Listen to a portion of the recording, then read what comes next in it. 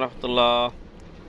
আজকে ব্রাজিল এবং আর্জেন্টিনার খেলার পূর্বে ব্রাজিলের কিছু সমর্থকরা বলেছিল আজকে ত্রিবেশ পড়াবে আর্জেন্টিনাকে।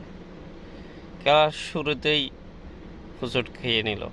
আচ্ছা, আমাদের মনাভাই কই? মনাভাই তো ব্রাজিল, মনাভাইকে তো খুঁজে পাওয়া যাচ্ছে না মনে হয়। আজকে কি অবস্থা হবে তার? আসলে ব্রাজিলরা মুখে যত লাফালাফি করে, যত বলাবলি করে, সেই দাদার আমলের বিশ্বকাপ নিয়ে বর্তমানে এদের বিন্দু পরিমাণ কোনো ছবক নেই। একসময় খুব ভালো লাগতো ব্রাজিলের খেলা। আমি অবশ্য ব্রাজিলের ছোটোবেলা থেকে সমর্থন করিনি, আর্জেন্টিনা সমর্থন করতাম। তো অনেকে অনেক রকম করতো, সহ্য করা ছাড়া আর কিছু ছিল না।